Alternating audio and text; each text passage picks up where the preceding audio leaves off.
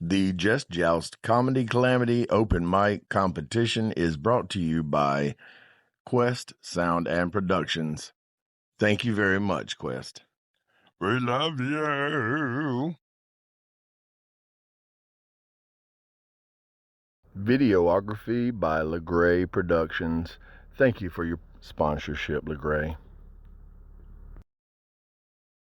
Also brought to you by Art of Bell Aim Photography. Thank you, Art of Bell.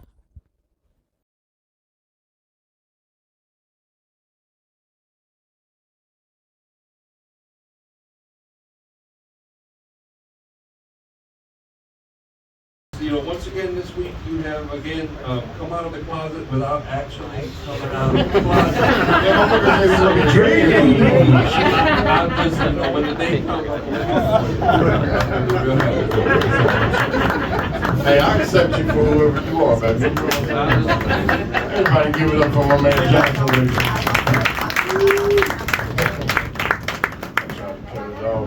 Can I piggyback on what Onion said to Tara before about respecting the house? So all the comics came out, they watched you, right? So a big thing that comics look at is if we come out, we do open mic, and we watch you, and they watch, and then you go up, and then he goes up, and you leave. We hate that. You know what I mean? You just gotta respect the other comics. You watch when they go up, they watch when you go up. It's just a thing. It's just I mean, you do whatever you want. I'm just saying that's just a thing that comics see. Right? So if a comic comes on, does all the things, then we want you to watch them. He said he wasn't fucking me. That's all. I'm not asking you to say anything back. I'm just telling you what happens when you walk away and not watch other comics when they watch you. That's what I'm saying. Shut up! I mean,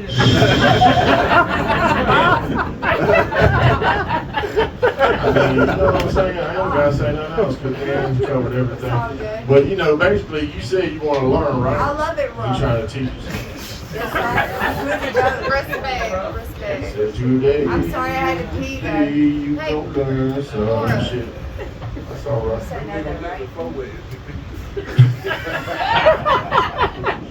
Damn. You gotta slide them inside the mold. Like, don't be hanging out over there. Is that dirty floor? I don't know where that floor is. Meanwhile, the toilet's like, don't put it on.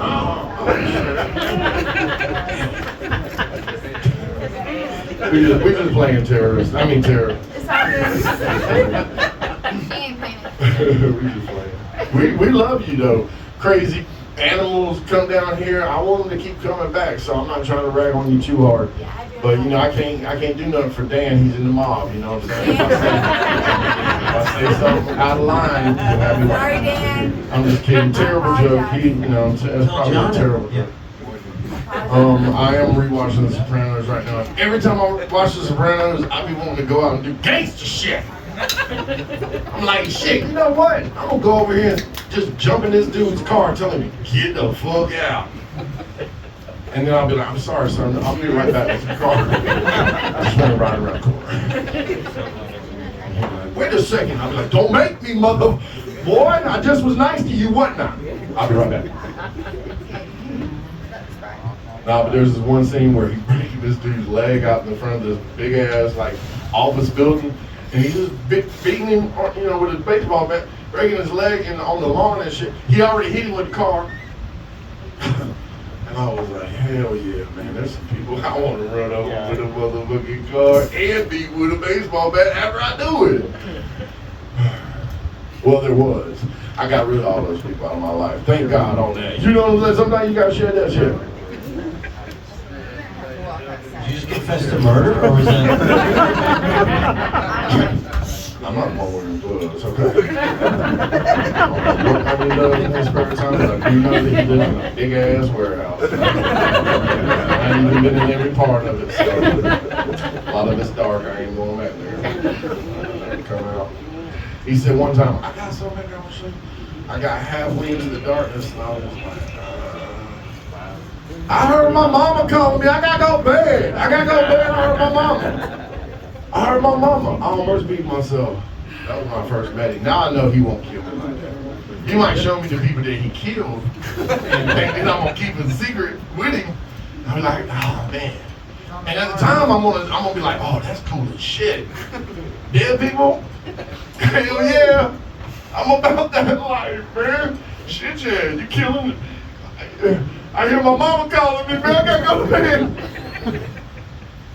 I'm stupid, bad boy, shit.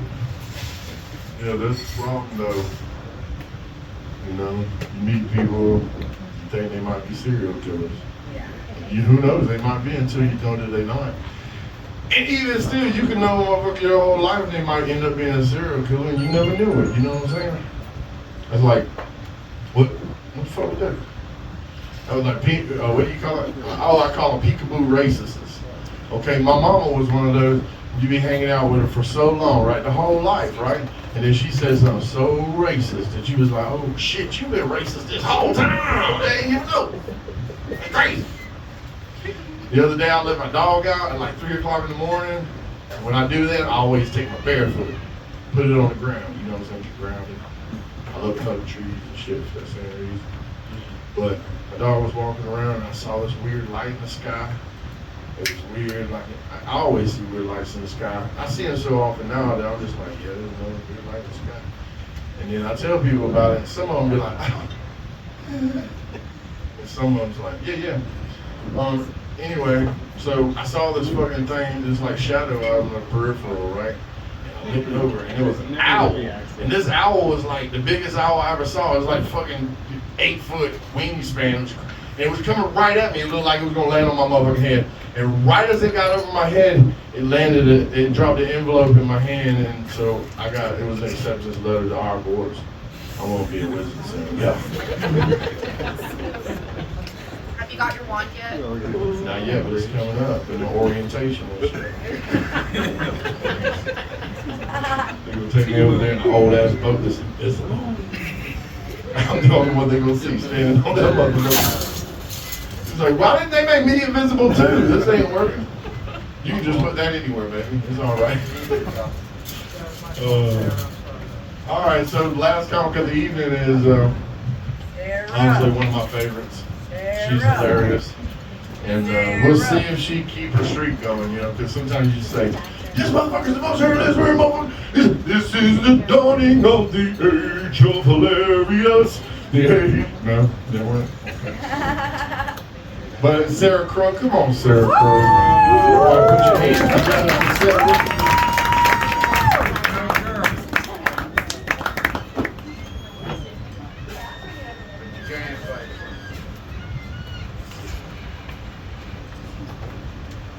I'm all wet. Okay.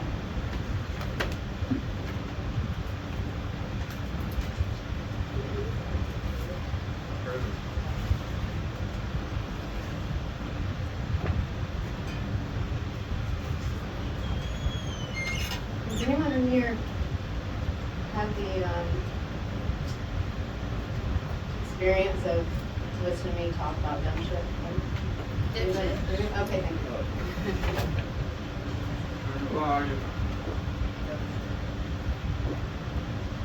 John texted me and was like, well, I texted him and I was like, are you feeling funny today, motherfucker? And he said, nope.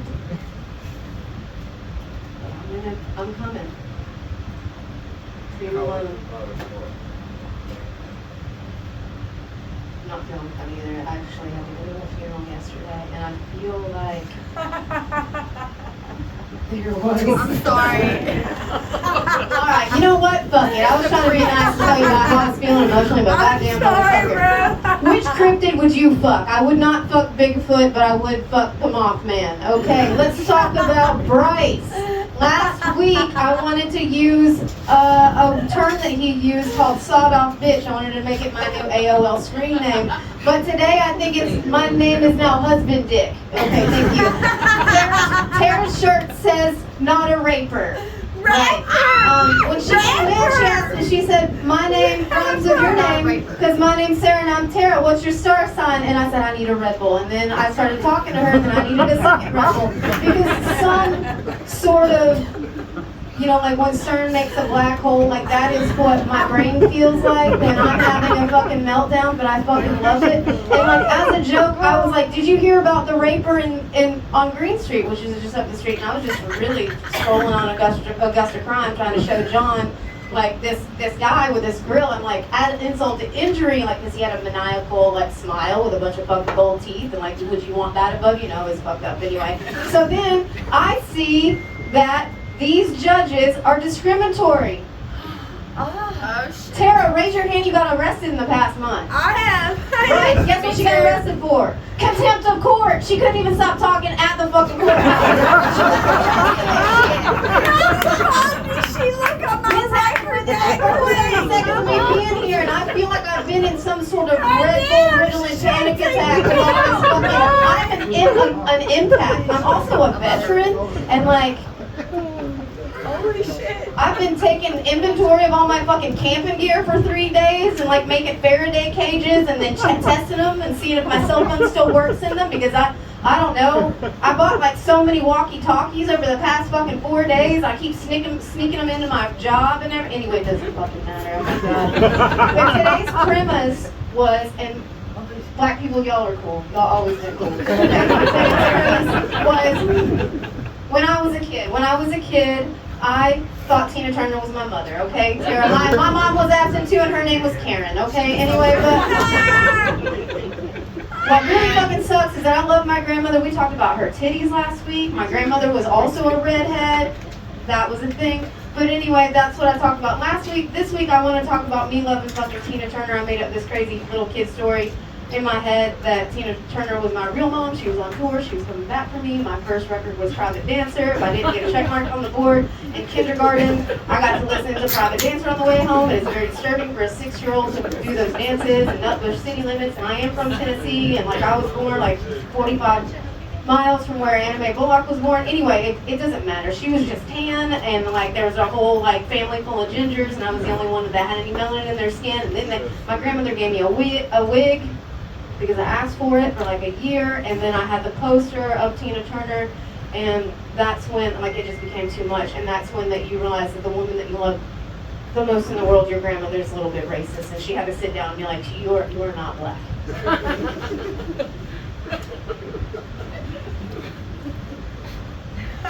Also, when I was a child, I was a pyro, caught a lot of things on fire, which is funny because now I'm a chef. What's your favorite dish? Sometimes silence, and a silence deprivation. I like hummus a lot. Y'all know the difference between a chickpea and a garbanzo bean? A garbanzo bean never peed on my face. That was good.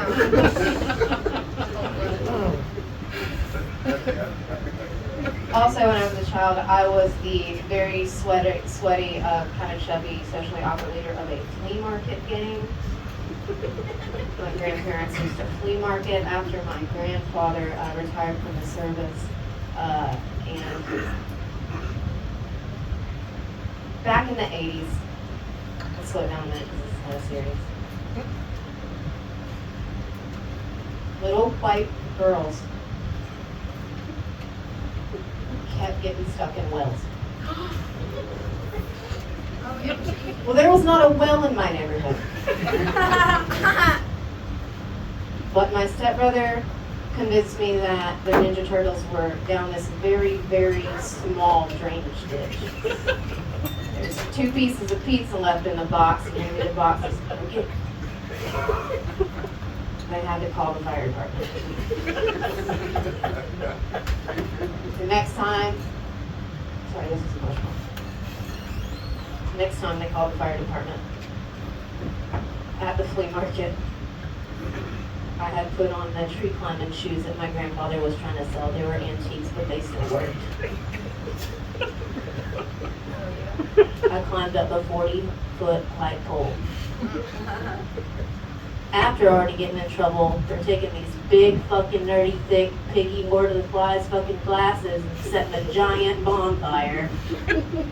This is why I was the leader of the flea market gang.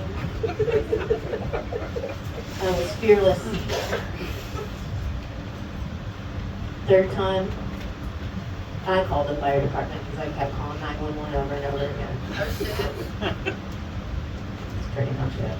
Did they answer? Yeah, they showed up. I almost got arrested. I was 8. It was great. Okay. Hell yeah, let's unload this shit.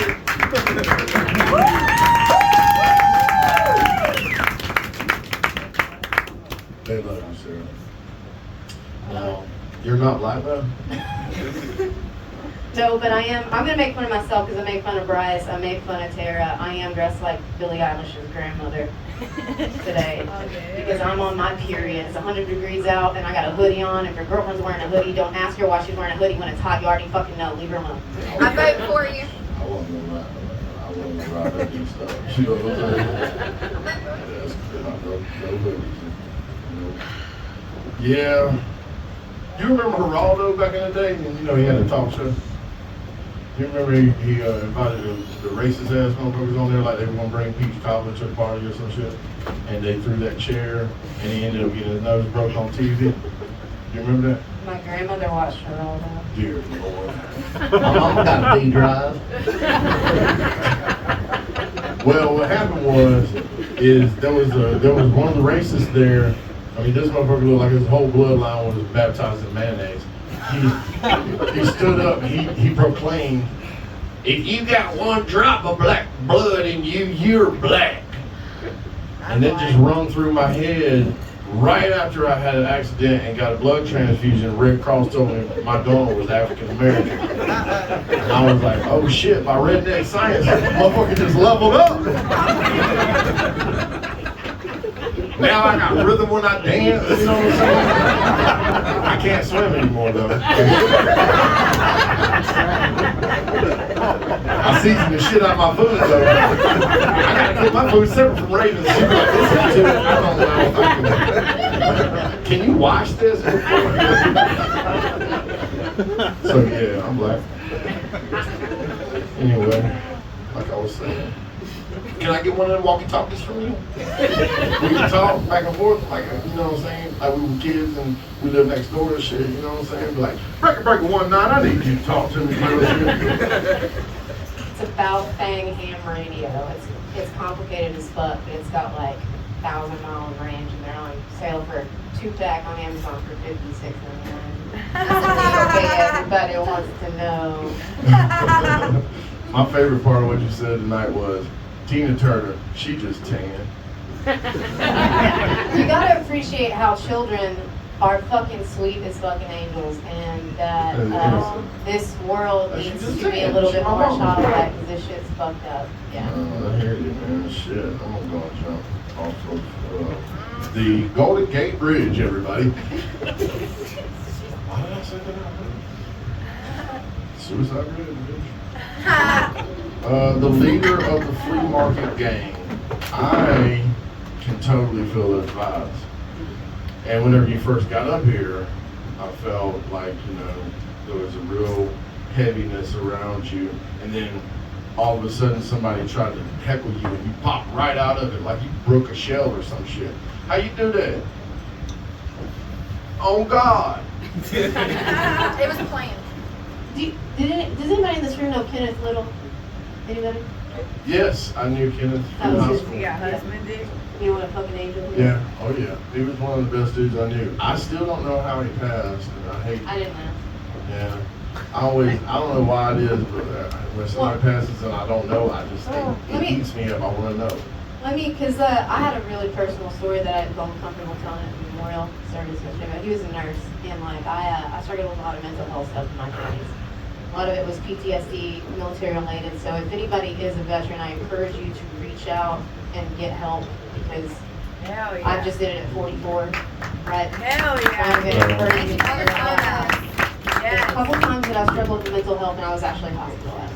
Well, Kenneth was a nurse and he was there on those floors both times. This is 10 years apart. Like I lost. I had a lot of deaths in my family too, triggered a lot of stuff. But you know, you're supposed to kind of disclose if you know somebody.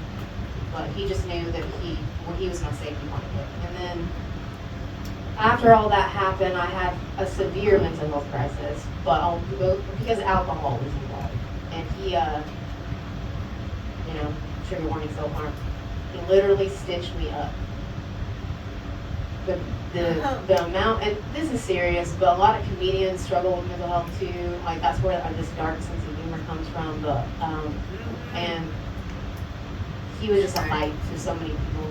So I struggled with that. I had to sit with that story, and it's funny because I could tell it to a room full of strangers, and like everybody that I was there knew Kenneth. That was my story, and only like 1 or 2 people know that. But he was a literal angel, and sitting with that, knowing that someone was so impactful, and because not only did he stitch me up, he slapped the whole. He was a beautiful black gay man that looked just like Seal, and was a model and a nurse and all this other shit. And he slapped the holy fucking shit out of me and said, "Bitch! Don't fucking do that no more." And like, I didn't. So when I said I didn't feel funny, but when I'm angry, I'm funny because like, yeah, what the fuck? I'm 5'2". What are you gonna do with all that anger? That's what happened. You heard somebody talk over what you was saying. You was like, motherfucker, hold on, bam, right? Now earlier you had said something about which cryptid would you fuck. I have been working on this bit for a while, and I need to run it past you really because. Okay, I'm gonna break down for you. Okay, the Sasquatch hunter is a gay man, and he's very flamboyant, right? And he catches Sasquatch, right? Sasquatch is in a cage in the middle of the woods. He walks up to Sasquatch, and he's like, "I caught you, you hairy bastard. I caught you. You're very good, but I got you." So I was like, "Word on God, okay, shit."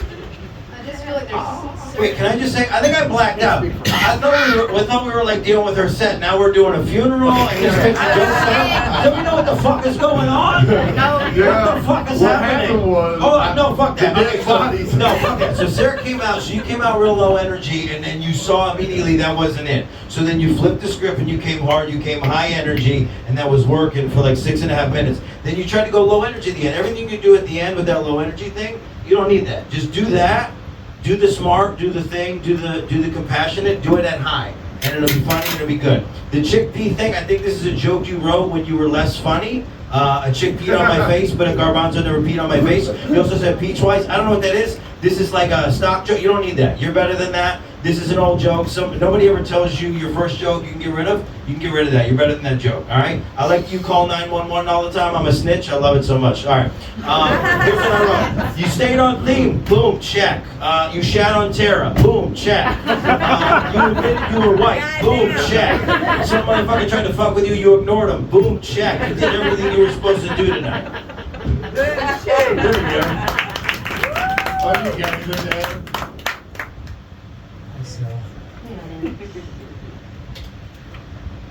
You were in counterterrorism. I was gonna make a joke, but I'm glad you're about to. Here we go again. I'm not gonna steal your joke. We all know the That joke. would make sense, doesn't it? Yeah. Wow. That's why we played rock, paper, scissors. Who's got to go right now? Counter-terrorism, huh? That's all good. I can see what's going on. Funny as always, Sarah. Funny as always. It just goes to prove that with you having ADHD and all those problems, it proves that mental disorders are actually fucking hilarious. Hell yeah. Thank you for showing us. Hell yeah. Thank you All for right, sharing. everybody give it up for Sara Cro. We love Sara Cro.